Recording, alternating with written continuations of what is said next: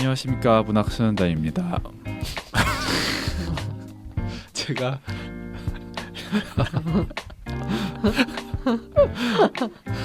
죄송합니다. 안녕하세요. 안녕하세요, 문학소년단입니다. 안녕하세요, 로맨스정입니다. 안녕하세요, 수진입니다.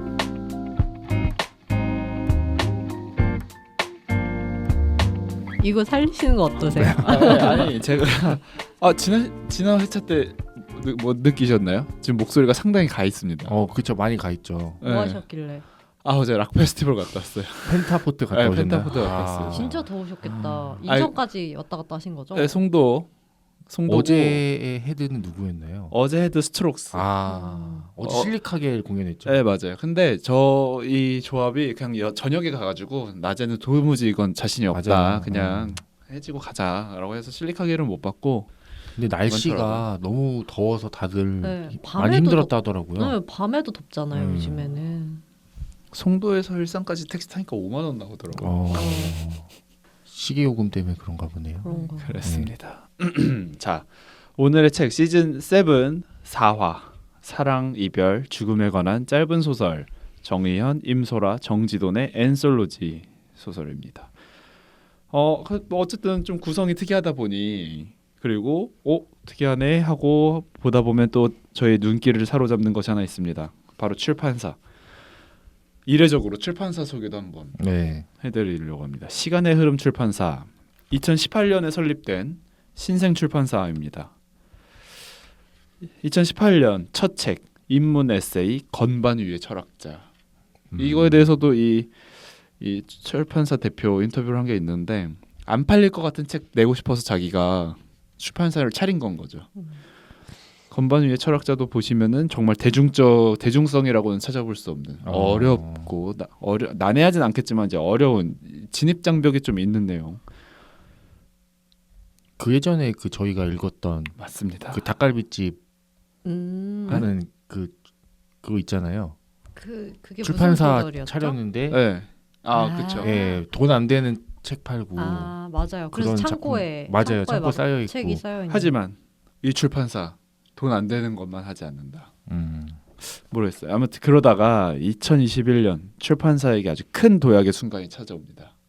바로 10권의 책으로 끝말잇기 놀이를 한다는 컨셉의 기획, 말들의 흐름, 기억하실런지 모르겠습니다. 그렇죠. 그 시리즈 중 유진목 작가의 산책과 연애, 이 책이 문학소년단 시즌 5에 다뤄지면서 이 출판사에게 큰 변화가 큰 화제가 되었죠. 이 출판사에 있어서.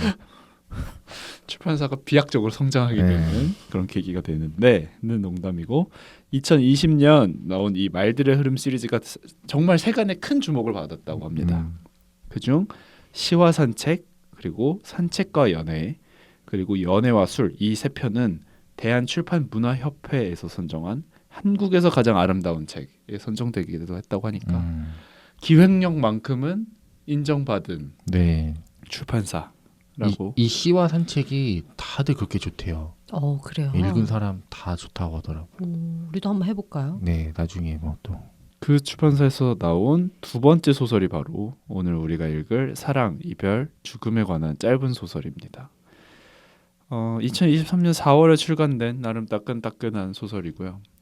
말 그대로 사랑과 이별과 죽음 각 세 가지 주제에 대한 단편 소설 3편을 엮은 엔솔로지입니다.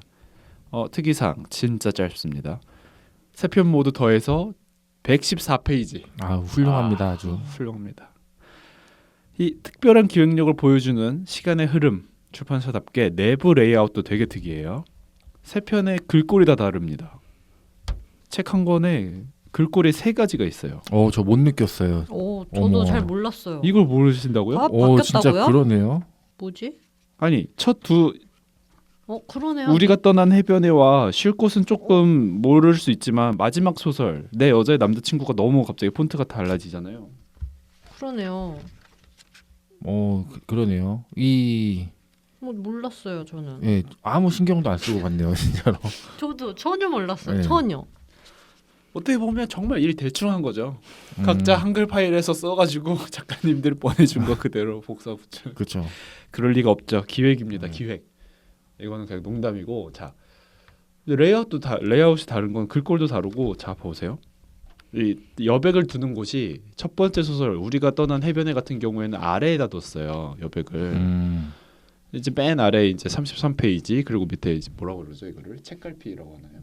한글에서 뭐 그렇죠. 네, 그 33페이지 네. 밑에 우리가 떠난 해변에 슬래시 제목을 정의연 넣어줘. 되어 있고 네. 그 위로 여백을 좀 두고 이제 소설이 되는데 두 번째 소설은 또 특이하게 이 페이지와 이 뭐라 그러더라.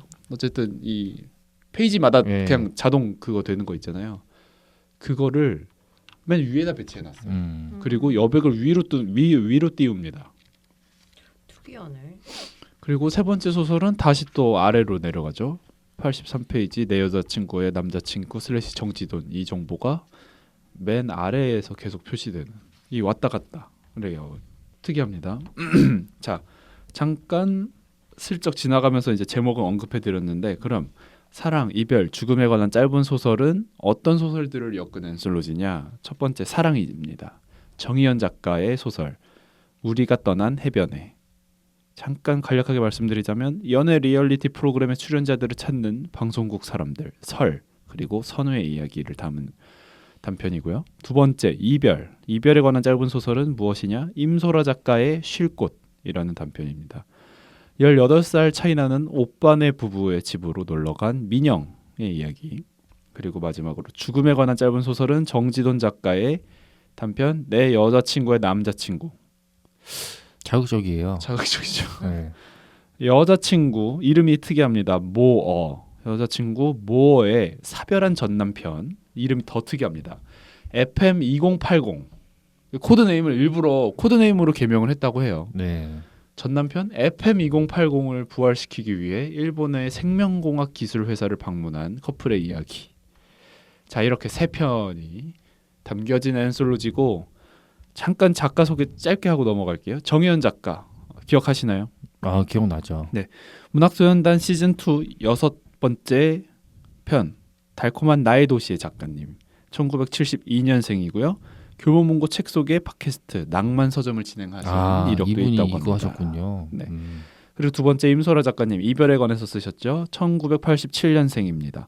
소설과 시를 모두 쓰는 작가로 유명하고 최선의 삶은 영화화되기도 했었습니다. 세 번째 죽음에 관해서 소설을 쓴 정지돈 작가 1983년생이고요.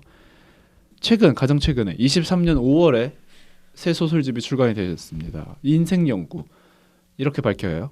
관심은 비인간성이다. 저는 호기심이 많아요. 최근에 인공지능 유행 속에서 비인간성과 관련된 연구를 해봤는데 알고 보니 이미 우리의 삶 속에 존재하더라고요. 이런 식으로 살짝 좀 미래 SF물 그런데 쓰시는 관심이 많으시네요. 실제로 죽음에 관한 짧은 소설이지만 아까 생명과학공학 네. 말씀드렸죠. 줄거리 짧게 그 죽은 사람을 되살려내는 기술 생명공학적으로 뭐 그런 내용을 다루고 있는 소설입니다. 임소라 작가님 우리 다룬 적 있잖아요. 초파리 돌보기. 언제죠? 그러네요. 그렇네. 저번 시즌. 저번 시즌 6에 다뤘었죠. 네. 그렇네요. 아이고 제가 이걸 빼먹었군요. 그때도 근데 작가님들이 없었어요. 이 뭐랄까요?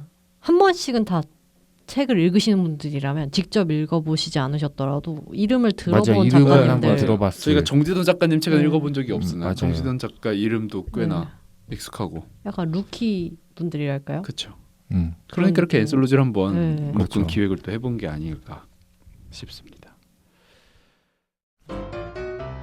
이 책 읽어. 마라. 자, 이런 책 사랑, 이별, 죽음에 관한 짧은 소설을 읽어야 할지 말아야 할지 살펴보는 이 책 읽어마라 코너입니다. 읽어야 하는 이유는요? 네, 로맨스 정입니다. 말아야 하는 이유는? 저 수진입니다. 네, 먼저 읽어야 할 이유 첫 번째입니다. 이 책의 가장 큰 장점 짧다. 이거거든요. 짧은데 흥미로운 소재예요. 사랑, 이별, 죽음. 이 주제를 다뤘다는 게 참 이게 뭐 잘 담아낸 건지는 모르겠지만 괜찮아요. 그래서 한 번쯤 지금 진짜 말아인가요? 한 번쯤 가벼운 마음으로 읽어볼 만하다.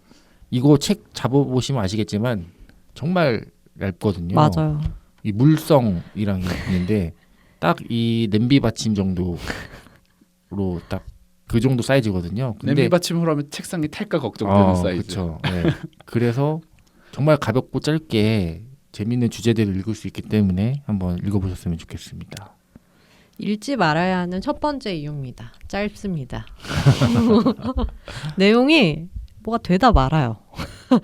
그래서 약간 장점으로 제가 느꼈던 것 중에는 작가가 어떤 스타일을 가지는지 그리고 뭐 좋아하는 스타일을 한번 뭐 좋아하는 작가를 발견하는 재미도 있을 수 있고요. 그런데 그뿐입니다. 어떤 이야기에 있어서 서사가 조금 너무 분량이 짧다 보니까 서사가 대체로 단편 소설 만한 사이즈잖아요. 맞아요. 그런 분량인데. 네, 그리고 저희가 여태까지 단편 소설을 또 안 읽어본 것은 아닌데. 맞아요. 왜 근데 이렇게 유독 짧다고 두 분 다 느끼셨을지. 근데 그런 거 있잖아요. 어떤 이야기는 전 그런 걸 찾고 싶거든요. 단편인데 단편이라서 부족함이 안 느껴지는 이 이야기는 원래 단편이어야 했을 것 같은 이야기일 때 어떤 단편으로서의 그런 게 부여되는 것 같거든요. 근데 제가 이 소설을 읽어봤을 때 마지막 작품만 조금 그런 게 느껴지고 나머지 두 작품은 이거가 글쎄요. 차라리 장편인 편이 뭔가 장편이었으면 그래도 뭔가 이야기가 좀 길어지면서 뭔가 작가가 하고 싶었던 이야기라든지 뭐 여기서 일어나는 일들이라든지 이런 게 조금 늘어질지언정 뭔가 일어났으면 소설로서 어떤 의미가 있었을 것 같은데 저는 거의 그런 걸 못 느꼈던 것 같아요. 이 단편 소설집을 읽으면서. 네, 그래서 오히려 세 편이어서 차라리 나았을 수 있겠다. 이런 이야기가 막 7, 8편이 반복된다고 생각하면은 뭐가 뭐였는지 기억도 하나도 안 나고 진짜 더 의미 없이 느껴졌을 것 같다는 생각이 들었어요. 그렇습니다. 네. 네, 두 번째 읽어야 할 이유입니다. 요즘 주목받는 작가들이자 또 주목받았던 네임드 작가들의 면면을 볼 수 있는 작품입니다. 약간 시식 코너 같은 느낌이에요. 이거 맛보고 저거 맛보고. 예, 그래서 부담 없이. 요 작가가 쓴 거 조금 이렇게 맛보고 요 작가가 쓴 거 좀 맛보는 느낌이거든요. 마음에 들면 구매하셔도 그렇죠. 되고. 예, 그래서 어떤 앞으로 소설을 선택하는 데 있어서 이 책이 입구가 될 수도 있어요. 그러니까 약간 한 권을 다 읽기에는 어떤 경제적으로나 시간적으로나 좀 부담이 될 수도 있어요. 뭐 이 작가 내가 잘 모르는데 지금 14,000원 지불해서 이 작가 소설집을 사서 뭐 한 일주일 읽어야 되고 이런 게 있는데 이 책은 베라 맛보기 같은 거. 그렇죠. 맛보기 스푼이죠. 그냥 한번 먹어봐. 맛있나 없나. 이런 정도의 느낌이기 때문에 한 번쯤 읽어보셨으면 좋겠습니다. 두 번째 읽지 말아야 하는 이유입니다. 베라 맛보기 스푼처럼 준비 안 하셨죠? 네, 안 했습니다. 지금 막 지원해서 하고 있어요. 사이퍼네, 사이퍼. 네. 지금 베라 맛보기 스푼처럼 약간 결이 안 맞아요. 각자가 다 다른 맛을 가지고 있어서 이거를 이렇게 묶었다는 게 사실 잘 이해가 안 가거든요. 근데 기획의 실패다. 근데 무슨 생각으로 기획을 하셨는지 알 것 같아요. 이분들이 좀 그 문학계에서 지금 떠오르시는 분들이다 보니까 조금 요즘에 떠오르는 작가분들 3명을 묶어볼까 하시다가 이제 3분이 된 것 같은데 뭐랄까 뭐를 샀다 그럴까요? 하나는 뭐 양말을 사고 전혀 같이 입을 수 없는 것들을 따로 산 것 같은 그런 느낌이 듭니다. 뭐 여름 양말과 겨울 패딩. 장갑과 그치, 그런 거. 양말을 3켤레 샀다라는 느낌은 전혀. 네, 전혀 안 듭니다. 저는. 아니, 다른 걸 세 개. 네. 그런 느낌이 들어서 저는 조금 아쉬웠습니다. 믹스 매치네요. 네. 어떻게 보면. 자, 마지막 읽어야 할 이유입니다. 표지가 되게 예뻐요. 진짜요? 네, 표지 전 예쁘더라고요. 이게 색감이 제가 좋아하는 색깔들 다 들어가 있어요. 아니 되게 표지 기획 잘해요. 네. 시간의 흐름 출판사. 저번에 뭐, 그 시리즈 예. 말들의 흐름 시리즈도 그렇고 산책가 연애도 그렇고 시와 산책도 그렇고 이 사랑 이별 죽음에 관한 짧은 소설 이 표지도 그래도 전 되게 세련됐다 생각했거든요. 뭐 사람마다 취향이 있긴 하지만 저는 이 정도면은 그래도 되게 잘 만들었다라는 생각이고 또 일단 가볍습니다. 그래서 어디든지 이렇게 들고 다니면서 보기도 좋고 또 그 여름 휴가 가서 이제 독서 인증샷 남길 때, 그러니까 뭐 스토너 이런 거 제 예를 들면 갑자기 생각나는 책이라서 말씀드리지만 그건 무게가 좀 있어요. 맞아요. 두껍다 보니까. 맞아요. 그래서 가방에 챙길 때 이 스토너의 이 책 무게가 어깨에 느껴지거든요. 이거 한 권 들어간다 그래서 어깨에 무게가 느껴지지는 않습니다. 그래서 어디든지 휴대하면서 나 지금 독서한다고 이렇게 자랑할 수 있는 그런 책이기 때문에 한번 읽어보셨으면 좋겠습니다. 세 번째 이거 뭐하지? 이거는 이제 우라카이가 안 돼요. 읽지, 표지가 예쁘다로 이거 우라카이. 표지가 안 천원이죠. 예쁘다. 읽지 말아야 하는 세 번째 이거 한번 가보겠습니다. 네. 15,000원. 아, 15,000원인데요. 네, 제가 와, 이게 샀거든요. 15,000원이네요. 15,000원이요. 그러니까 한 편당 5,000원을 낸 거예요. 5,000원이면은 쿠팡 와우 월간비. 국밥 두 그릇. 근데 그 약간 와, 이거 요새 비쌌네요. 15,000원 국밥 두 그릇 먹어요? 그 6,000원짜리 국밥, 요새 6,000원짜리 국밥이 있어요? 모르겠어요. 저는 김둘레. 국밥 잘 먹어가지고. 김둘레 기본 순댓국 뭐 이런 거. 어. 부산 아지매 국밥. 아무튼 네. 이 내용의 소설을 15,000원을 주고 산다? 조금 오. 좀 아까운 선택이 될 수 있을 것 같아요. 야, 이거 네. 좀 반전이네요. 네, 저는 그쵸. 빌려서 봤는데 비싸- 책값을 안 받거든요. 생각보다 비쌉니다. 그리고 배송비 붙잖아요. 이게 요즘에 쿠팡에 안 들어와 있거든요, 아직. 그러니까 배송비가 붙어요. 그러면 3,000원이 추가되게 18,000원을 주고 사야 돼요. 직접 가서 걸어가 사는 게 아니라면은. 그만큼의 가치가 있는 책일까 이게? 이 책값이 어떻게 매겨지는 건지 궁금하네요. 그러니까요. 이게 만약에 막 400페이지 정도 됐다 치면은 뭐 그럴 수 있다 네. 하는데, 네. 네, 과연 소장할 가치가 있는 책일까를 생각해 보면은 아까 하신 말씀과 더불어서 어떤 휘발성을 생각하게 된다는 건 거죠. 어허, 네. 그렇네요. 자, 틴들러 씨는 이 책 어떻게 읽으셨나요? 네. 두 분 얘기 들으면서 좀 재밌었는데 저는 즐겁게 읽었습니다. 저는 오히려 말하자면 일거이인 편이고 재밌게 읽었고 수진 씨의 의견에 어떤 점은 동의하고 어떤 점은 동의하지 않고 동의하는 점은 아마 그건겠죠. 이 세계를 왜 모아뒀는지는 모르겠다. 근데 동의하지 않는 지점은 하지만 그냥 개별 단편 한 편으로 본다면 만족스러운 단편 한 편이었다. 그래요. 정의연의 물론 이게 사랑에 관한 소설인지 이별에 관한 소설인지는 이따가 한번 얘기를 해보도록 하고 그냥 정의연 작가의 단편을 한 편 재밌게 읽었다. 임소라 작가의 단편 한 편을 재밌게 읽었다. 정지돈 작가의 단편 한 편을 재밌게 읽었다라는 경험이었습니다. 세 편 합쳐서 114페이지 계속 강조하고 있지만 너무 바람직합니다. 이게 저한테는 이게 짧아서 많은 거를 함축하고 압축하느라 난해해지는 소설들 있잖아요. 전혀 그런 소설은 아니었어요. 그리고 또 이게 어쨌든 엔솔로지는 우리가 특이하게 접근을 하게 네. 되잖아요. 그래서 사랑, 이별, 죽음이라는 키워드가 이제 빡 처음에 제공되어 있으니까 사랑에 관한 짧은 소설이라고 하니까 어떤 키워드에 집중해서 읽게 되죠. 이 소설은 사랑에 관한 소설이구나라고 읽게 되죠. 그게 좋았을 수도 있고 혹 이게 키워드에 집중하면서 어떤 큰 줄기 하나 붙잡고 가잖아요. 혹은 나빴을 수도 있습니다. 왜냐? 키워드에 한눈을 판 채로 계속 어디가 사랑인 건데 이게 왜 사랑인 거지? 오히려 집중을 못 하게 되는 건 거죠. 키워드에 이제 정신이 팔려가지고 그런 기획이 아닐까 그렇게 읽었고 그래서 이게 저는 그게 가장 의아했어요. 정의연 작가의 사랑에 관한 소설 우리가 떠난 해변에 와 임소라 작가의 쉴곳 이별에 관한 소설은 사실 서로가 바뀌어야 되는 거 아닌가? 그러니까요. 네, 정의연 작가의 소설이 오히려 이별에 관한 소설이고 임소라 작가의 소설이 사랑에 관한 소설인 것이 아닌가? 저는 이게 대단히 의아했습니다. 혹은 그것마저 기획의 일부일 수도 있죠. 이건 너무 궤변인가요? 일부러. 네. 아하. 뭐 기획은 정말 하기 나름이니까. 그렇죠. 그렇죠. 하지만 매번 이런 기획물을 읽을 때면 느끼는 건 기획은 소비자보다는 창작자가 더 즐거운 일이구나. 만드는 사람들이 기획 한번 하자. 좋습니다.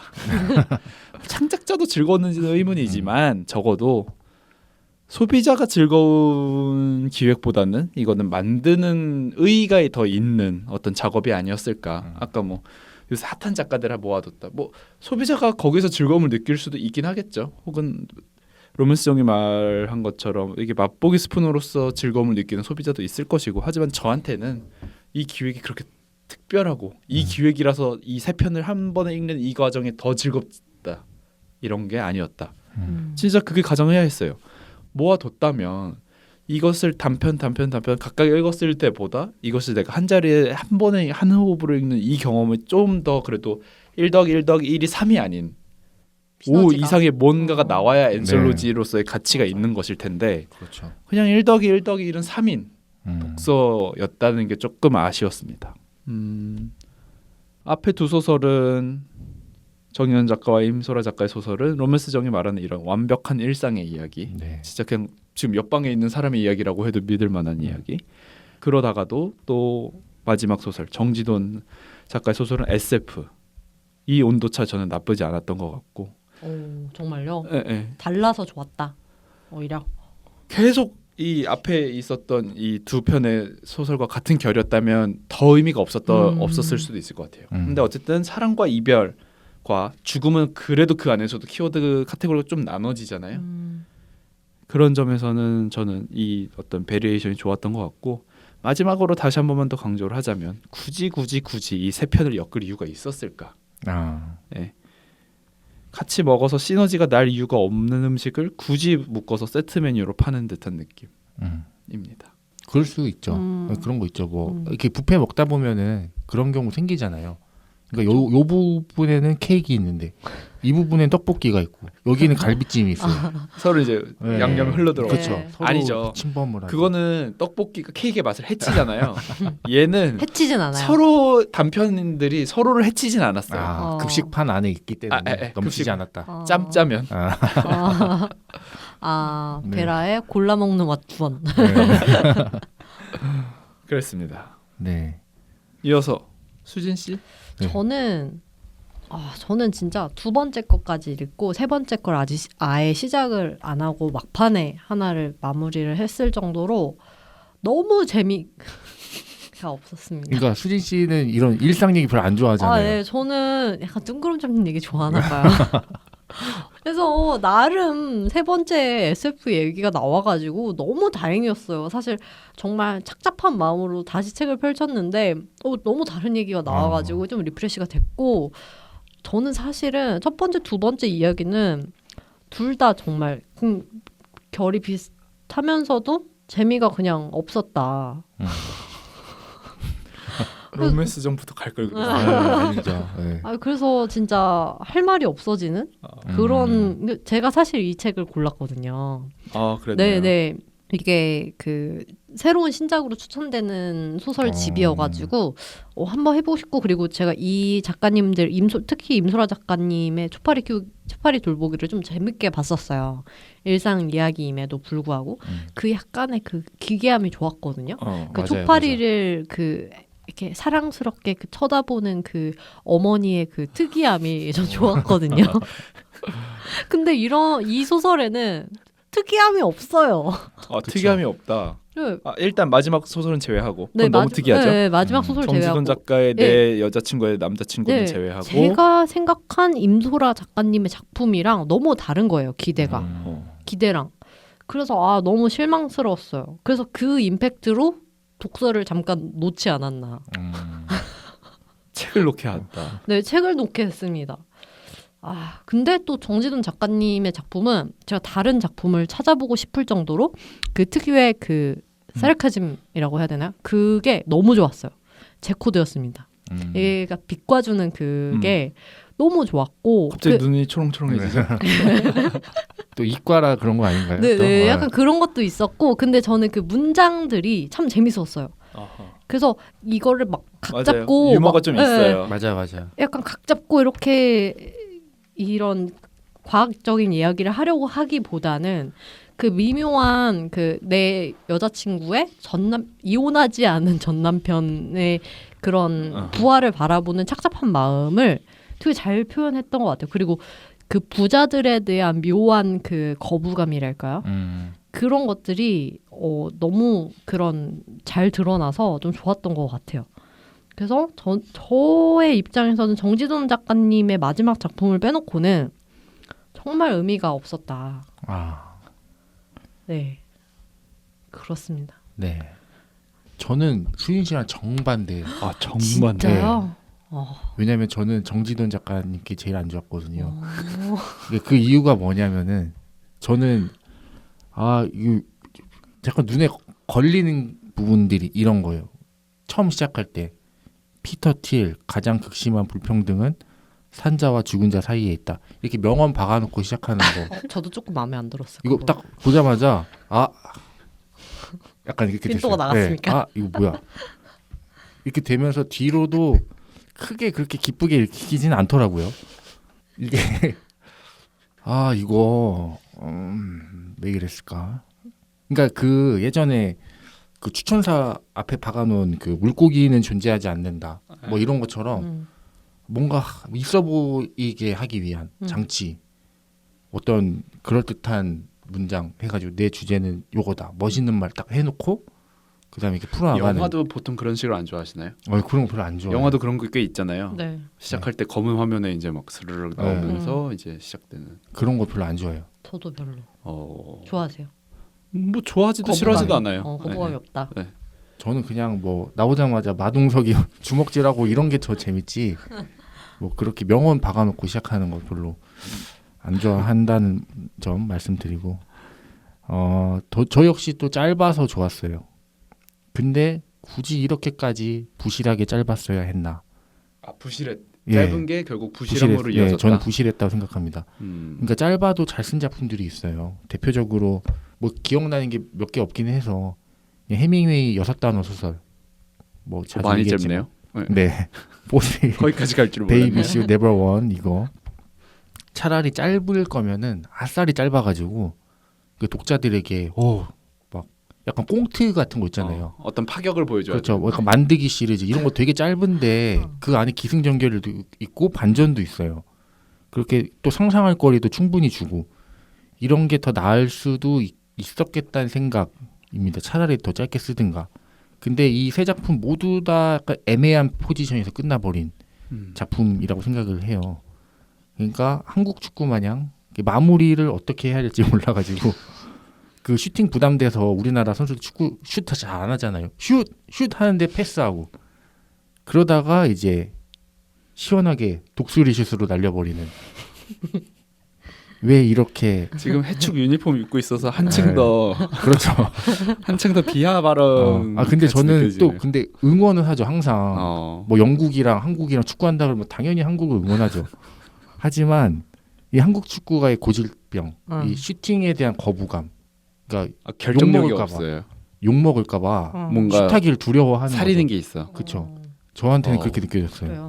그래요. 어디가 살리는 느낌이었나요? 뭔가 이 사랑, 이별, 죽음이라는 거에 대한 그 주제에 대해서 교묘하게 뭔가 정확하게 그러니까 슛을 해서 이거 사랑이라고 직진으로 꽂아야 되는데 뭔가 약간 그래서 아까 챈들러 씨가 얘기한 게 둘이 바뀌었어야 되는 건 아닌가?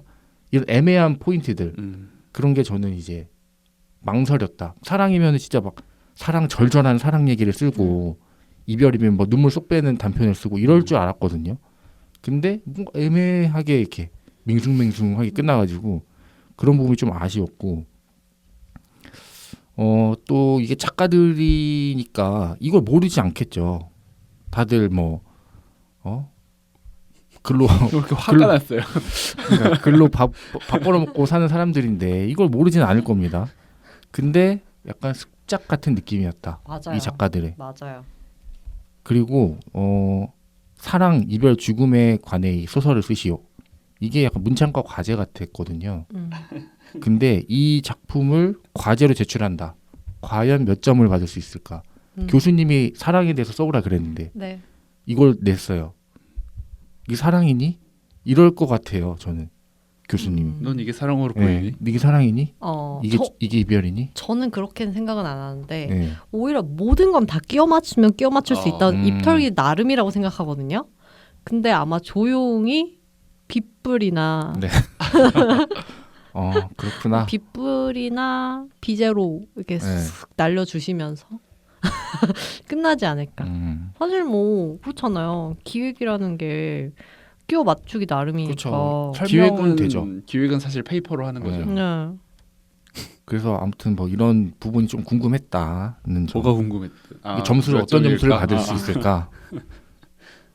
그리고 그래도 좋았던 부분은 어떤 디테일들 그런 뭐 짝 연애 프로그램이나 뭐 그 민영이가 이렇게 주위를 둘러보거나 뭐 정화랑 얘기하는 장면, 뭐 운전 가르쳐주고 이런 것들 이런 디테일들 좋았고 그리고 정지돈 작가의 이런 부활 이런 주제 SF 같은 이런 게 참 좋았어요. 그리고 또 일단 다 쉬어서 이게 크게 뭐 머리 싸매면서 보지 않아도 되는 그냥 쉬운 내기였고 또 우리가 떠난 해변에는 약간 나는 솔로나 짝 같은 게 좀 생각이 나서 쉽게 읽을 수 있고 또 쉴 곳은 남매와 또 새언니 이야기 그리고 또 내 여자친구의 남자친구는 SF에다가 또 제목만 봐도 너무 막 대체 무슨 얘기일까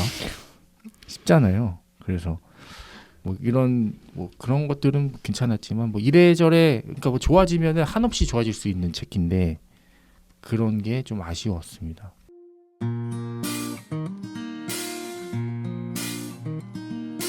자, 그러면은 본격적으로 사랑, 이별, 죽음에 관한 짧은 소설. 사랑은 우리가 떠난 해변에, 그리고 이별은 쉴 곳, 죽음은 내 여자친구의 남자친구. 세 편 본격적으로 다뤄볼 텐데 일단 가장 좋았던 편은 세 편 중에 네, 저랑 수진 씨는 정지돈 작가의 내 여자친구의 남자친구인 것 같고요. 저는 임소라 작가의 쉴 곳. 쉴 곳. 네. 뭔가 의문의 사건, 민기의 코, 작살난 코. 그러면서 뭔가 평온하게 이어지는 그 일상 이게 뭔가 되게 재밌더라고요. 그 앞에 우리가 떠난 해변에는 조금 이 뭐야 이렇게 돼버리니까. 그러면은 내 여자친구의 남자친구가 3등? 2등. 2등. 네. 혹시 정현 작가님이 3등. 저희에게 좀 혹평을 받는 편이죠. 네, 그렇죠. 좋은 평을 못 들었어요. 그동안.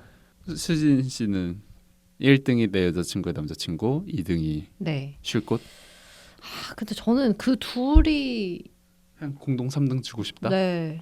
2등 없는 3등. 노 2등. 네.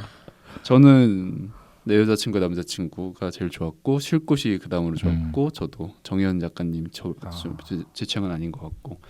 그래서 아까 수진 씨가 이 정지돈 작가님 잘 읽었다고 할 때까지만 해도 머릿속에 어떤 저한테도 나름의 기획이 스쳤었거든요. 뭔데요? 아까 로맨스 정이 맛보기 스푼의 미덕을 얘기하면서 이게 입구가 될 수 있다고 했잖아요. 그리고 마침 저희가 정지돈 작가 책을 한 번도 다루지 않았으니 맞아요. 이 책 다음 책으로 가장 좋아요. 최신인 인생연구 이거를 그럼 바로 우리가 한번 맛봤으니 한번 가볼까 했는데 뭐 딱히 로맨스 정 취향이 아니었다고 하니까 뭐 굳이 그럴 필요는 괜찮은 것 같은데요. 왜냐면은 272페이지라고 하니까 단편집이 괜찮을 것 같은데요. 없긴 한데 뭐 그거는 조금 더 생각. 지금 이 회차가 끝나기 전까지 생각을 한번 해보도록 하고요. 좋아요. 그리고 이제 아까 계속 우리가 나눴던 의문 키워드 바뀐 거 아니냐? 자, 조금 더 자세하게 말씀드리겠습니다. 사랑에 관한 짧은 소설 정혜원 작가의 우리가 떠난 해변에는 자 설이라는 부화한이 이제 방송 작가입니다. 그렇죠. 방송 작가가 선우라고 하는 프리랜서 PD에게 연락을 받죠. 우리 일 하나 같이 하자. 선우는 지금 어떤 커플에게 꽂혀 있습니다. 딱 말씀하신 것처럼 이제 나는 솔로 같은데 나와가지고 커플 매칭이 된 거죠. 그 커플을 나는 계속 팔로워를 하고 있었고, 그러니까 일을 시작하기 전 학생 때서부터 보아오고 어떻게 하다 보니 팔로우를 하게 된 선우입니다. 그 커플을 한번 취재하고 싶다 하여서 이제 지방까지 내려가가지고 지금 어떤 바닷가에서 이제 피자집을 하고 있는 이 남자, 이 노정훈 씨, 나는 솔로라고 할게요. 편하게. 나는 솔로 노정훈 씨에게 이제 먼저 다가가죠. 그 지역에서 이제 만났습니다. 만나가지고 저 이런 한 기획으로 취재를 하고 싶습니다라고 하니까 근데 지금 같이 살고 있지 않다. 네. 이혜정 씨는 지금 해외에서 따로 살고 있고 그리고 지금 양육권을 두고 다툼을 벌이고 있는 것 같아요. 아직 이혼을 하지는 않았지만 그렇기 때문에 하지만 노종훈 씨는 지금 자기는 얼마든지 출연하고 싶다. 근데 또 이 얘기는 이 방송국 사람들이 처음 듣습니다. 이러면 사실 또 곤란해지죠. 그 사람들에게도 따로 또 섭외 컨택 들어가야 되니까. 그래서 이런 말씀 없으셨잖아요. 하니까 아니 사랑에 대한 기획물을 하고 있지 않느냐. 나는 충분히 이것도 사랑이라고 본다. 오히려 출연자가 제작진을 설득하는 양상이 벌어집니다. 그래서 결국 제작진이 또 해외로 연락을 해보니 이혜정 씨는 이 양육권 소송에 지금 준비 중이니 거기에 어떤 영향도 줄 수 있는 노출, 방송 노출을 원치 않는다. 함부로 노출을 시킨다면 나는 고소하겠다. 강경하게 입장을 밝힙니다. 뭐 한 요 정도에서 마무리되는 소설입니다. 결국 이 사람들은 방송을 만들었을지 안 만들었을지. 게다가 또 좀 희한하게 정연이래. 이 소설의 어떤 주인공처럼 보이는 방송 작가 설의 어떤 전 연애 이야기도 앞부분에 슬쩍 나와요. 그래서 뭔가 연애 관련인 건 알겠는데 저는 이게 오히려 이별이 아닌가. 물론 이 노정훈 씨의 말 맞다나 이것도 한 사랑이 지금 우리 네. 부부가 이렇게 얘기하네요. 그렇잖아요. 우리 부부가 지금 이렇게 됐다고 해서 그때 특별한 사랑이 사라지나요? 없어지나요? 아니요. 사라지지도 없어지지도 않아요. 하고 서른 속으로 중얼거렸다. 그런데 그 자리에 있다고 정말 그대로 있는 걸까요? 어쨌든 사랑에 관한 고찰이긴 한데 저는 어쨌든 이 모양새는 물론 사랑으로 둬도 되지만 비교하게 되잖아요. 이별에 관한 소설과 그것에 비해서는 좀 더 이별 쪽이 아닌가. 자 그럼 바로 이어서 이별에 관한 소설은 그럼 어떤 내용이길래 챈들러가 이렇게 생각하느냐. 임소라 작가의 쉴 곳은 민영이 대뜸 운전을 하고 뭐 역시 내가 운전하면 멀미가 안 나. 뭐 이런 식으로 이제 운전을 하고 어디론가 갑니다. 좀 시골 같아요. 깊숙이 들어가 보니 뭐 텃밭도 가꾸고 있는 것처럼 보이고 그곳에 민기와 정화가 살고 있습니다. 초반에 설명을 해줍니다. 민기는 민영, 주인공 민영의 오빠인데 18살 차이가 나는 꽤나 나이가 많은 오빠. 그리고 그 오빠의 오빠 부부 정화, 언니라고 부르겠죠. 둘은 결혼한 지 좀 어린 시절에 결혼을 했었죠. 지금 정화 나이만 명확하게 나오는데 55살. 네. 그 언저리겠죠. 민기도. 동갑이라고 그러지 않았어요? 네, 동갑이에요. 동갑이라고 네. 했었나요? 네. 55살 부부가 한 20몇 살 때서부터 결혼을 해가지고 그때서부터 계속 민영을 케어하면서 살고 있는 관계 같아요. 그러니까 민영에게 지금 이 둘이 쉴 곳인 거 아닌가? 제목은 이제 아마 그런 걸로 유추가 되고 어쨌든 또 뭐 간만에 왔으니 또 이렇게 맛있는 거 차려주고 뭐 이렇게 저렇게 얘기를 하다가 근데 이 부부가 어떤 속세를 피해서 이렇게 시골까지 내려온 데는 민기의 힘이 좀 컸었죠. 민기가 어느 날 진짜 출근하다가 이대로 난 엑셀을 그냥 밟아 버리고 싶다. 네. 요새 아주 위험해요. 요새 이 시국에 진짜 너무 위험한. 진짜. 그래서 이 사람은 자기 컨트롤을 하기 위해서 시골로 내려간 거지. 난 도시에서는 내가 진짜 미쳐 돌아버릴 것 같으니. 그리고 그 과정에서 어떤 자해를 하면서 이 배우자를 협박 혹은 맞아요. 협박까지는 아니지만 어쨌든 어떤 나의 뜻을 관철시키려고 자해를 한 흔적 얘기도 살짝 보이고 그렇게 시골로 내려왔는데 사실 정화는 너무 도시에서 살고 싶은 여자죠. 뭐 그래서 이렇게 저런 얘기를 하다가 민영이 그들을 좀 관찰하고 그런 얘기를 하다가 결국 마지막에 언제나 아이스크림을 줬는데 민영이 나 아이스크림 먹고 싶어. 근데 예를 들면 하겐다즈 먹고 싶다고 한 거예요. 요 앞에 뭐 슈퍼겠죠. 편의점도 아니고 이런 슈퍼에서 파는 어떤 서주 아이스 이런 거 아니야. 나는 하겐다즈 같은 게 먹고 싶어라고 하면서 뭐 읍내 가서 사올게라거나 잠깐 차 타고 멀리 가서 사오겠다고 하면서 정화를 데리고 차를 타고 떠나는 내용으로. 네. 물론 이 떠남이 정말 갑자기 정화 데리고 진짜 도망치는 거라면 이별이겠지만 저는 이게 오히려 이 부부가 사는 법 혹은 오히려 이게 사랑이 아닌가? 모습이 아닐까. 혹은 이 부부가 민영을 사랑하는 방법 이런 게 아닐까? 저만 이게 좀 헷갈렸나요? 저는 헷갈리고 자시고 이게 없었어요. 왜냐하면 애초에 주제 파악이 네. 명확하게 안 됐다고 생각이 들고 하고자 하는 말이 맞아요. 뭔지 모르겠네. 맞아요. 맞아요. 그리고 뭐 아까도 계속 나온 얘기지만 끼워 맞추려면 얼마든지 끼워 맞출 수 있는 그렇긴 해요. 맞아요. 작품 이걸 이별이라고 이 사람이 얘기한다면 네. 이별이 아니라고도 말 못하죠. 그렇죠. 아니면은 저는 이게 뭐 이별에 관한 뭐 이런 걸 수도 있지만 이 한 작품마다 다 사랑, 이별, 죽음이 있는 것 같아서 오. 죽음이 있나? 그 뭐 한주영 씨, 자, 한번 입을 털어보시죠. 그러니까 이 사랑에 관한 짧은 소설이라고는 했지만 여기에 분명 사랑은 있죠. 뭐 사랑의 형태는 변할 수도 있는 거고, 그 이별은 뭐 어쨌든 이별, 뭐 지금 설이라는 주인공과 한주영이라는 인물이 또 이별을 하는 상태고, 또 죽음 같은 거는 어떤 사랑의 종말 뭐 그런 걸로도 해석을 할 수도 있겠죠.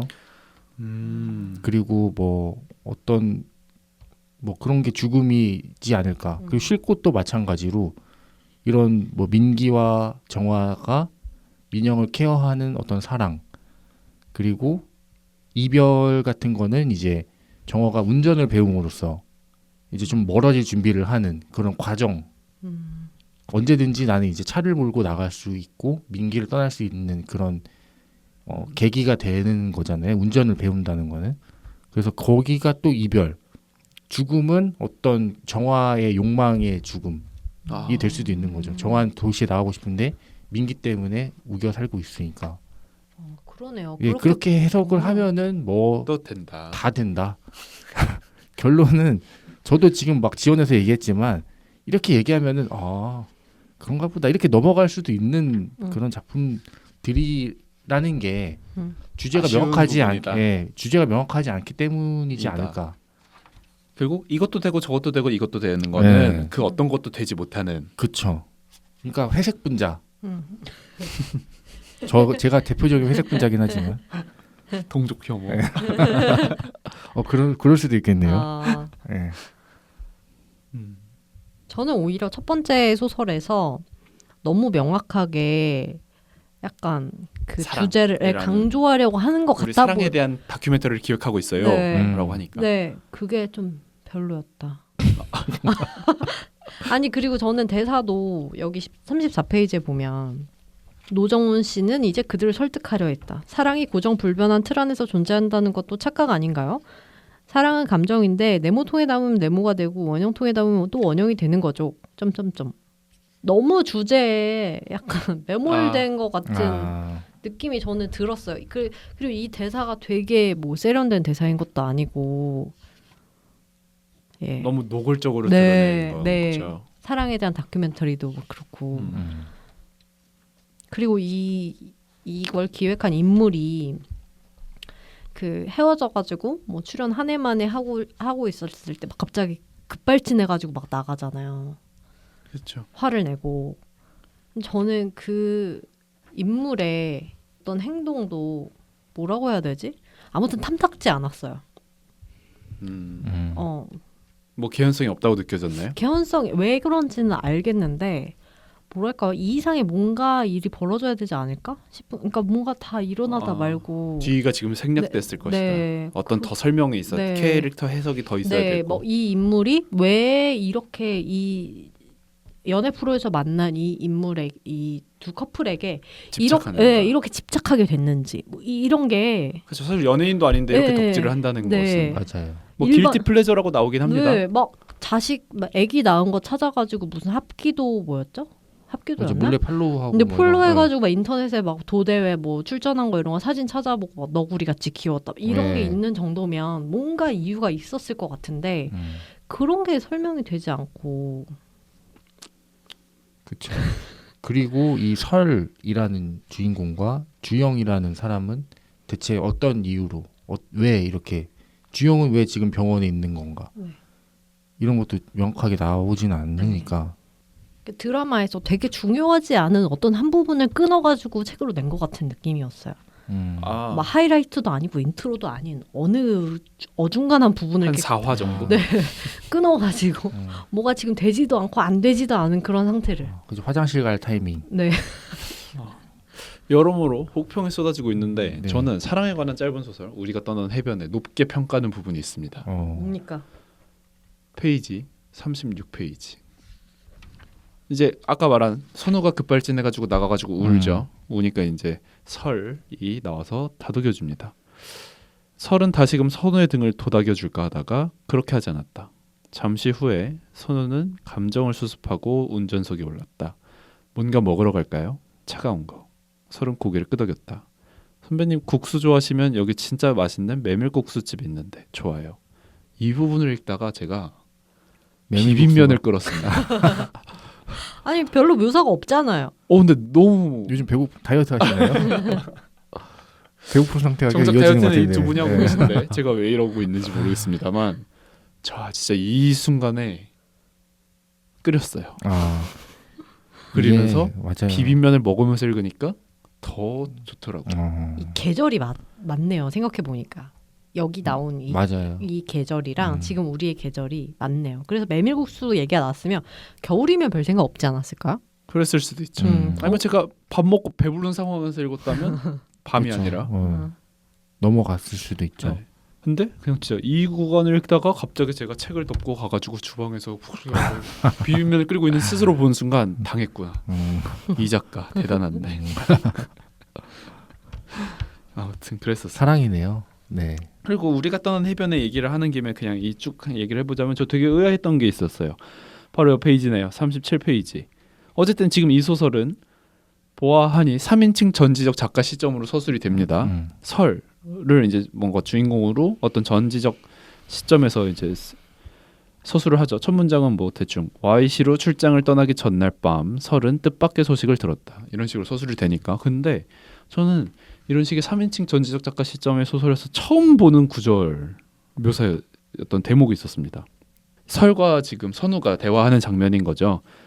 저 지금 굉장히 용기 내서 여쭤보는 건데요. 앞으로 제가 혹시 언니라고 부르면 불편하실까요? 라고 선우가 얘기한 거죠. 자, 이제 서술. 설이 뭐라고 대답했는지는 비밀이었다. 아니 이런 식으로도 서술을 하나? 전지적 작가가? 이건 마치 뭔가 어떤 다른 캐릭터 한 명이 얘기를 전해주고 있는 느낌이잖아요. 그러니까요. 이런 식의 서술은 뭐지? 저도 그래가지고 이게 뭐야? 했거든요. 그러니까 설이 뭐라고 대답했는지 비밀이었다. 이거는 물어봐놓고 네, 궁금하게 하는 거잖아요. 아니 그러니까 차라리 전지적 작가 시점 보통은 이렇게 쓰겠죠. 자, 뭐 저 지금 굉장히 용기 내서 여쭤보는 건데요. 앞으로 제가 혹시 언니라고 부르면 불편하실까요? 라고 선우가 물었다. 설은 아무 대답 없이 뭐 창밖을 바라볼 뿐이었다. 맞아요. 네. 이런 식으로 처리를 하는데 그렇죠. 비밀이었다는 어떤 의도를 가지고 알려주지 않겠다라고 그렇죠. 개입한다는 건데 물론 로맨스 정은 지금 그 개입이 마음에 안 들었다는 거고 네. 저는 이런 식의 개입을 처음 봐서 이런 것도 가능한가? 신선했다. 네, 신선하기도 하고 의아하기도 해요. 이게 되나? 뭐 하면 안 될 건 없죠. 그러니까 저는 이런 비밀이라는 거는 설이 선우한테 그러니까 등장인물 간 사이에는 필요하죠. 그러니까 그쵸. 서로 몰라야지 작품이 전개가 되고 하니까. 그렇죠. 근데 독자는 알아야죠. 그렇죠. 뭐라고 대답했는지. 아니 소설이라는 게 사실은 어떤 인물의 행동과 말과 행동을 통해서 뭔가를 보여주는 거잖아요. 그렇죠. 그 연극에서라고 생각을 한다면 연극에서 대화를 갑자기 막 무음 처리했어요. 막 뭐 음향 장치를 그쵸. 해가지고 그것도 어떤 기획일 수 있죠. 그래요. 그럴 수도 있다. 이 작품이 다 그러네요. 근데 저도 이거 보면서 비밀이었다. 비밀이었다. 네. 왜 이렇게 특이하게 처리를 했을까요? 지금까지 뭐랄까 기존 문법대로 그러게요. 처리를 하다가 충분히 다른 식으로 소화할 수 있는데 비밀이었다라는 건 진짜 안 알려주겠다라는 건 거고 그게 그러니까 정보를 차단하는 게 중요했다는 거잖아요. 이 작가한테는 네. 지금. 그래서 아무튼 되게 인상 깊었습니다. 이 뒤에가 마무리가 조금 갑자기 끝나잖아요. 네. 자 어떻게 끝나냐 하면은 설이 아까 제가 잠깐 말씀드린 어떤 전 연인 관계에 있었던 어떤 남자가 있었다. 그게 주영이라는 사람인데 여성. 여성이군요. 맞다. 네.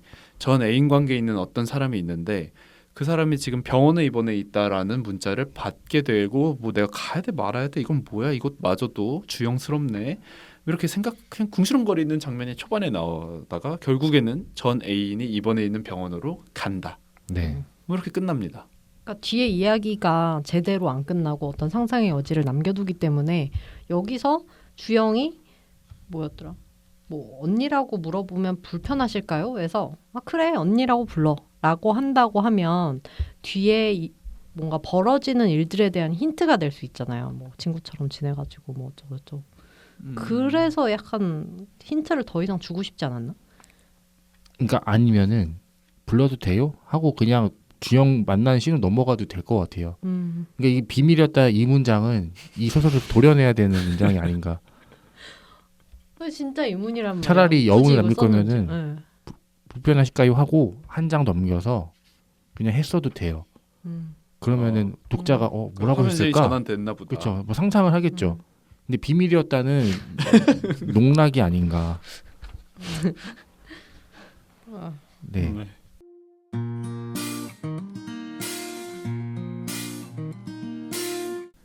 뭐 쉴 곳으로 네.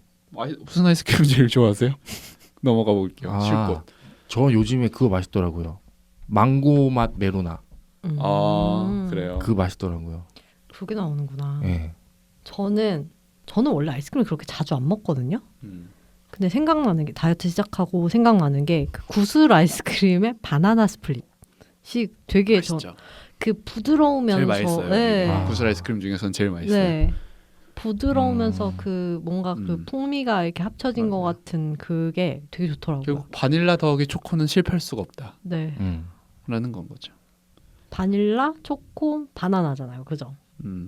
바나나 맛도 있나? 그쵸. 바나나 스플릿이니까. 세 개가 조합이 맛있겠네요. 완벽하다. 네. 한번 드셔보세요. 먹어보겠습니다. 저는 요즘 다이어트 때문에 그 새꼬드름이라는 아이스크림이 있어요. 아, 그게 얼음 조금씩 되는 그게 15칼로리거든요. 제가 이걸 진짜요? 외우고 다니는 게 전체가?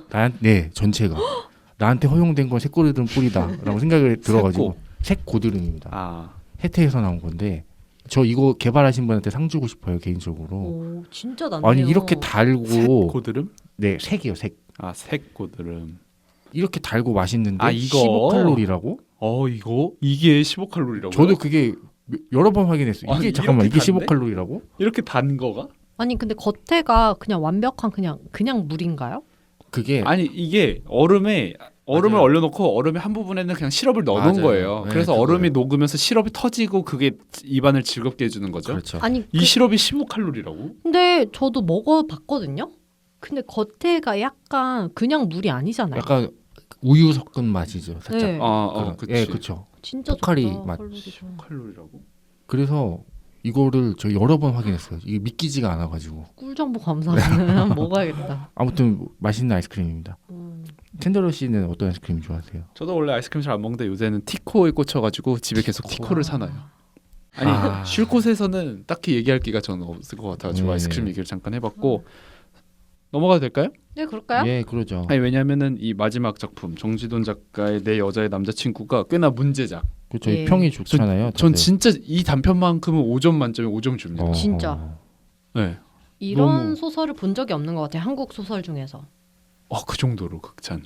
네. 근데 조금 뭐랄까요? 이건 짧아도 전혀 아쉬움이 없었다. 근데 이것도 말씀하신 것처럼 습작인 것 같은 느낌이 났어요. 어떤 아, 장편을 완성하기 위한 어떤 토대가 되는 작품인 것 같은 그런 아쉬움이 있었는데 그럼에도 괜찮았다. 자, 여기 꽤 반전이 있습니다. 꽤 반전이 있기 때문에 이렇게 극찬을 한 이상 뭐 스포주의 한번 드리고 자 커플이 있어요. 이 여자친구 왜냐면 남자의 이름은 너무 평범한 한국 이름입니다. 진우. 이렇게 평범한 얘가 가끔 통화하는 친구도 유리 그냥 한국 이름이에요. 근데 갑자기 여자친구 이름이 모어예요. 뭐. 네. 모어. 이것도 나중에 여자친구가 개명을 한 걸로 나옵니다. 뭔가 좀 특이해요. 이 커플 모어와 진우 커플이 일본에 있는 한 생명공학 연구소 같은 곳으로 갑니다. 연구소는 아니고 기업이에요. 생명 연장은 아니고 정확하게 말하면 죽은 사람을 부활시켜주는 결국 냉동인간 같은 개념 냉동인간을 운영하는 회사라고 보시면 됩니다. 편하게 그 공간에 그러니까 죽은 지 얼마 안 돼서 빠르게 얼리면 된다. 복원이 된다. 되살릴 수 있다. 뭐 이런 취지입니다. 이곳에 모어의 전 남자친구라고 해야 되나요? 남편이죠. 남편. 왜냐하면 네. 결혼을 했다고 나오니까 남편이 있습니다. 그러니까 사별을 한 거죠. 모의 남편은 결국 병으로 인해서 죽게 됩니다. 결국 살리고 싶죠. 이 회사에 이제 의뢰를 한 거죠. 그래가지고 결국 이제 만나게 됩니다. 만나게 되고 근데 또 뭐 깊은 복잡한 룰 같은 게 있죠. 사실 이게 정말 몸 그 자체로 되살리는 게 아니라 정신을 쉽게 말하면 정신을 다운로드 받아서 어떤 홀로그램을 만드는 개념, 어떤 다른 육체에 집어 넣을 수도 있고 이것을 그때 홀로그램으로 플레이할 수도 있고 어쨌든 다운로드 받는다는 거죠. 어디론가 그릇을 옮기기 위해 그 모습 그대로는 아니고 그렇기 때문에 중간중간 계속 그런 철학적 사유가 나와요. 이건 나인가? 뭐가 나지? 이런 얘기 우리가 예전에도 어떤 책 읽으면서 해봤던 것 같은데 제가 죽고 혹은 제가 이 몸을 그거네요. 작별인사. 작별인사에도 이런 대목이 나오죠. 맞아요. 네. 어쨌든 저의 정신, 마인드를 다운로드 해가지고 다른 몸으로 옮겨. 그러면 챈들러 제가 갖고 있는 모든 기억과 가치관과 경험과 생각들이 그대로 옮겨간 챈들러 2가 나오는 거죠. 하지만 몸은 제가 아니에요. 그렇다면 이것은 챈들러인가? 맞아요. 무엇이 챈들러지? 그건 왠지 챈들러가 아닌 것 같죠. 근데 예를 들면 제가 뭐 사고를 당해서 한쪽 팔을 뭐 기계로 바꿨어요. 근데 또 사고를 당해서 한쪽 팔도 기계로 바꿨어요. 그렇게 누군가가 계속 신체를 조금씩 개조해 간다면 그건 좀 더 챈들러 같잖아요. 그렇죠. 근데 뭐 종국에는 챈들러가 제가 제 몸을 다 기계로 바꿨어요. 하지만 그 과정이 천천히 한 단계씩이라면 그건 챈들러인가? 한 번에 바꾸면 챈들러가 아니고 이런 식의 굉장히 철학적인 사유. 테세우스의 배도 그거잖아요. 어떤 배가 있고 그 배가 뭐 점점 이제 어디 수리하느라고 판지를 갈아 끼웠어요. 또 수리한다고 판지를 갈아 끼웠어요. 결국에는 뭐 한 몇십 년간 오랜 시간 동안 이 배를 수리하다 보니 이 배가 처음 만들어졌을 당시에 썼던 목재는 하나도 남아있지가 않은 배예요. 그렇다면 얘는 똑같이 테세우스의 배라고 말할 수 있는 건가? 라는 어떤 철학적인 질문을 계속 사유한다는 점에서 굉장히 매력적이었던. 아무튼 그렇게 결국 모의 남편은 되살아나게 됩니다. 그리고 그 사실 진호 입장에선 매우 꺼림칙하잖아요. 지금 나의 애인의 전 남편이 그것도 사실 대단한 수학자였다고 세간에 유명한 그런데 또 범인은 아니게 나를 어떤 예를 들면 제가 진우는 1급 들으면은 아시아인이고 더 좁게는 한국인이고 어쩌고저쩌고 알 수 있듯이 그런 어떤 가치 판단도 받지 않겠다. 그래서 나의 이름을 어떤 한국인 이름이었을 텐데 FM2080으로 코드 같은 명으로 바꾸기도 한 이 범상치 않은 수학자 신경이 쓰입니다. 진호. 근데 만나고 보니 너무 매력적인 사람인 거예요. 이 홀로그램 속으로 플레이되고 있는 이 FM2080이라는 인격체가. 그래서 계속 얘기를 합니다. 오히려 즐거운 시간을 보내요. 네. 애인보다 맞아요. 뭐보다 자주 가가 자주 가고 2시간씩 따로 가고. 네. 그리고 중간중간 서술이 그 전까지는 이 커플이 딱히 모어 진우가 그렇게 뜨거워지는 않은 것 같은데 이 공간에 와서 FM2080과 대화를 하고 나서부터 매일같이 뭐 뜨거운 밤을 보냈다라는 서술도 나오고 그렇게 뭐지? 뭐가 이렇게 좀 흘러가네? 라고 하다가 마지막 반전 진우가 자고 일어났는데 뭔가 느낌이 이상하더래요. 가볍대요. 뭐지? 평생 굶주림을 너무 가벼워서 배가 고픈가? 고프지도 않아요. 평생 굶주림이란 걸 느껴본 적 없고 내가 지금 어쨌든 뭔가 이상해요. 그러니까 애인이 지금 나한테 물어봅니다. 괜찮아? 그래서 나는 나 좀 몸이 이상해라고 대답을 하려고 하는데 내 귀로 들리는 나의 목소리는 이렇게 얘기합니다. 좋아, 완벽해. 뭐지?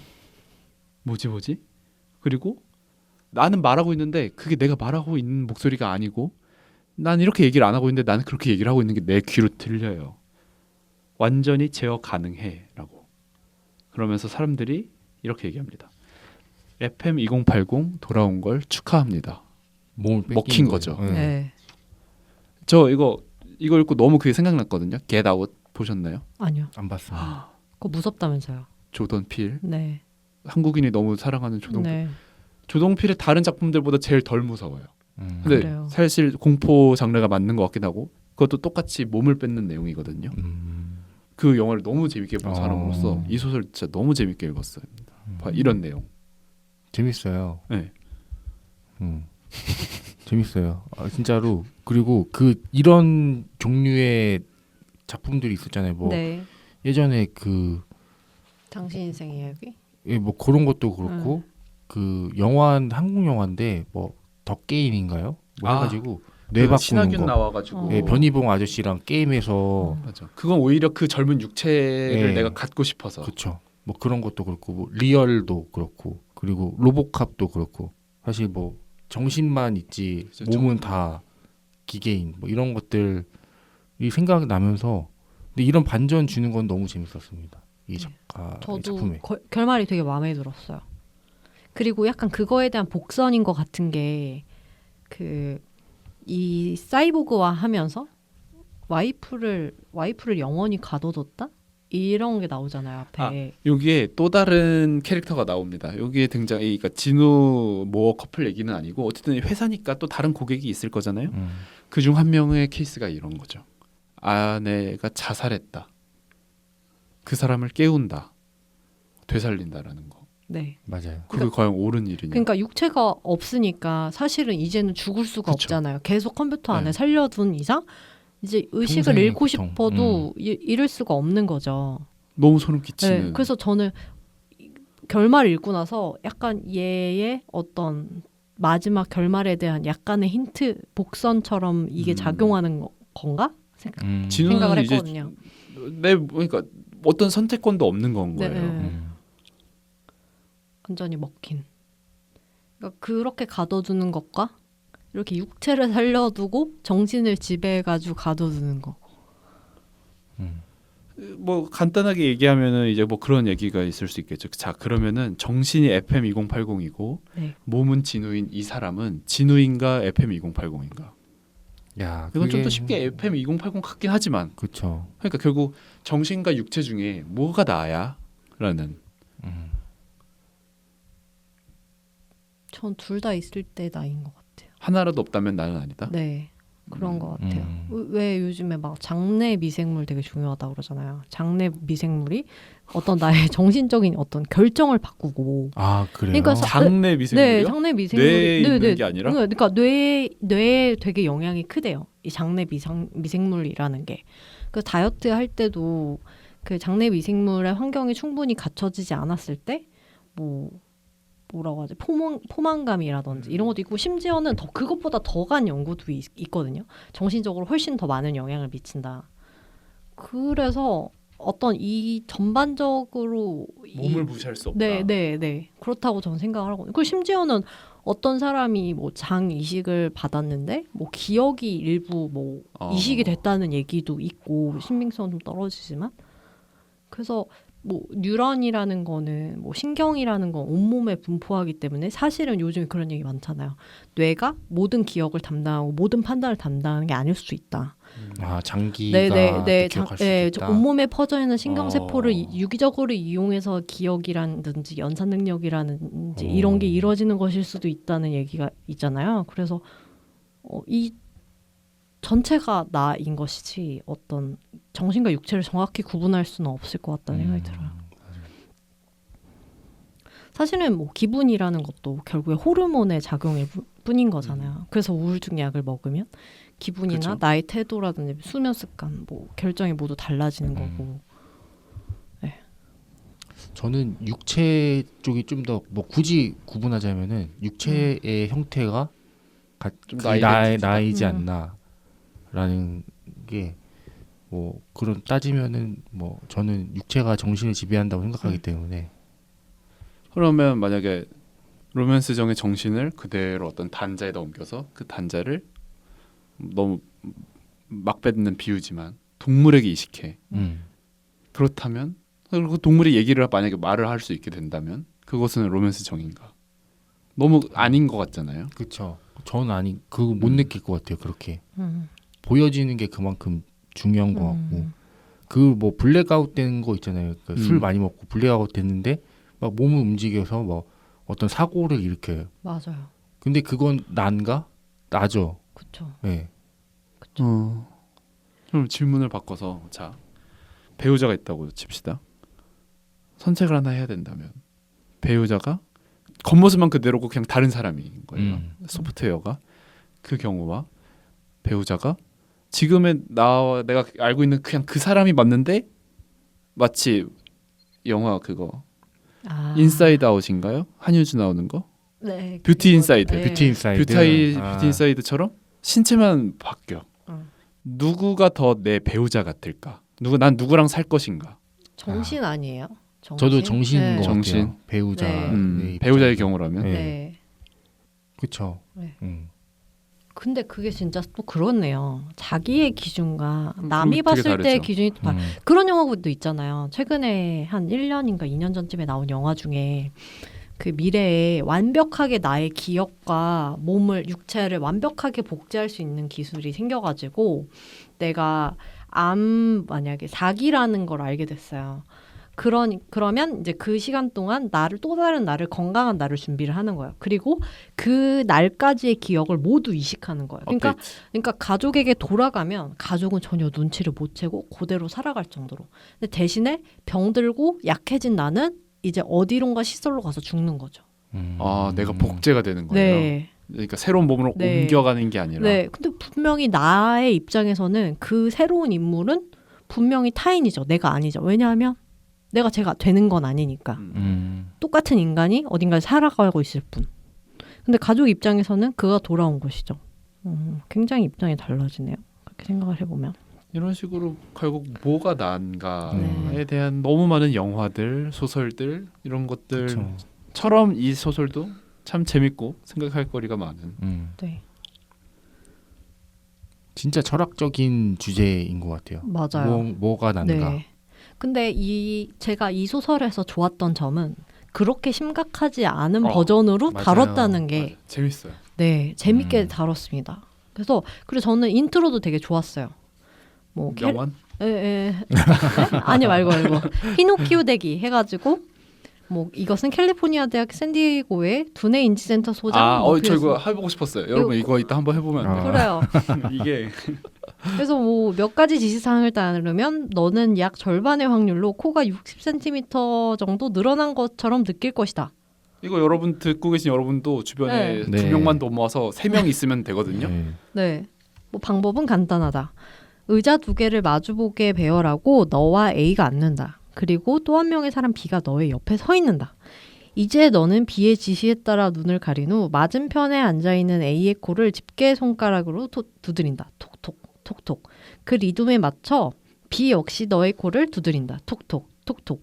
여기서 중요한 건 코를 두드리는 리듬이 완벽히 동기화되어야 한다는 점이다. 그렇게만 하면 1분이 지나지 않아 너는 코가 늘어난 것 같은 강렬한 환각을 체험하게 될 것이다.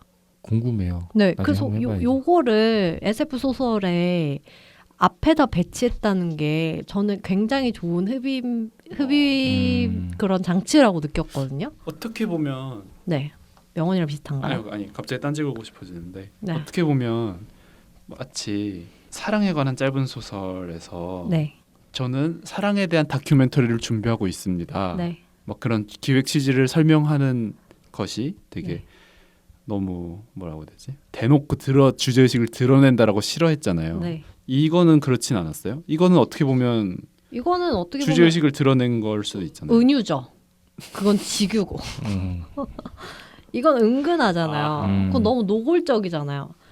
네. 책. 갈. 피.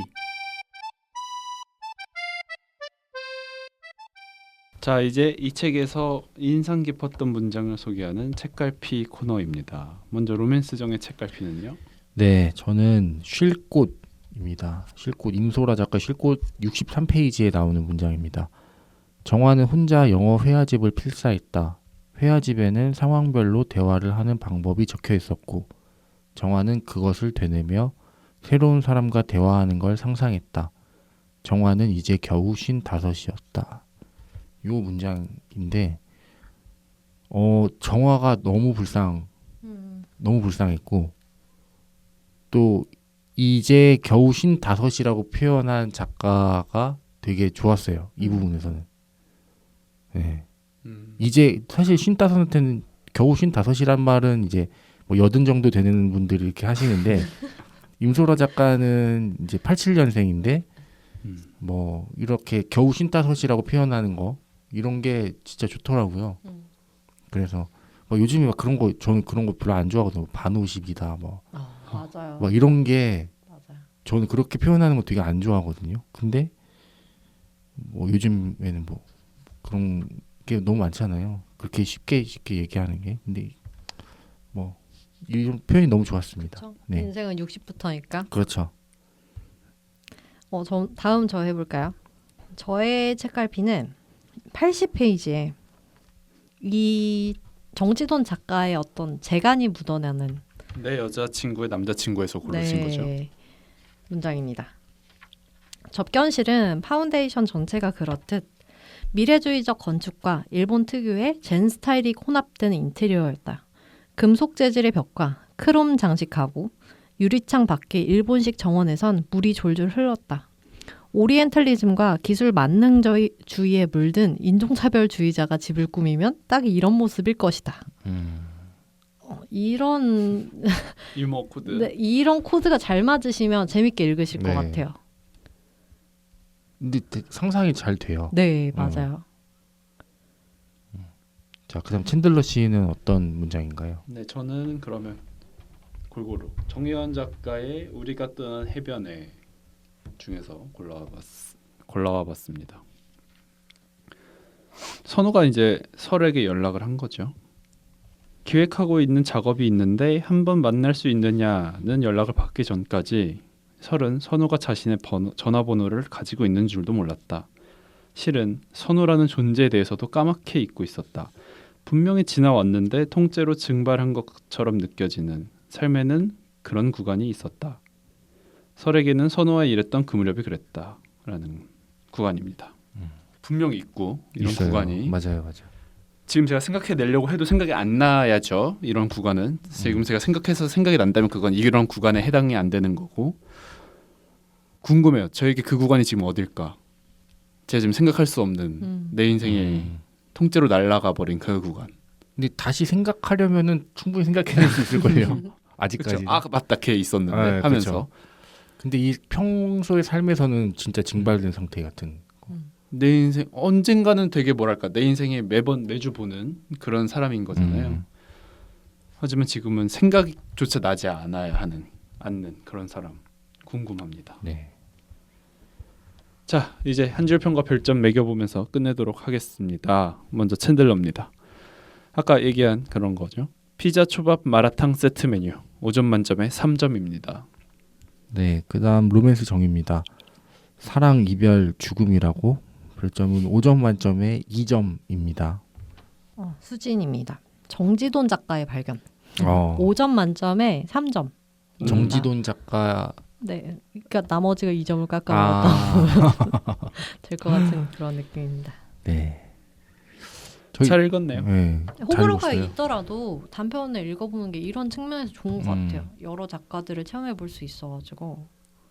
그리고 저희가 그리고 단편을 읽은 이래로 가장 많은 얘기를 한 게 아닌가. 그러네요. 네. 단편은 원래 거의 할 얘기가 없어가지고 우리 오늘 시간이 다 안 끝날 줄 알았는데 네. 얼추 맞았어요. 또 이렇게 또 해냈습니다. 자, 이제 피자 먹으러 갈 거예요. 저희 다음 여러분도. 주에는 그럼 어떤 책을 자, 네. 어떻게 생각하세요? 정지돈 작가의 좋아요. 인생 연구 한번 네, 갈까요? 이참에 한번 자, 저희가 그럼 일단 다음 책은 정지돈 작가의 인생 연구 네. 가보도록 하지요. 자, 자, 인사하고 여러분도 저녁 드십시오. 네. 하나, 둘, 셋. 또 또 봐요. 봐요.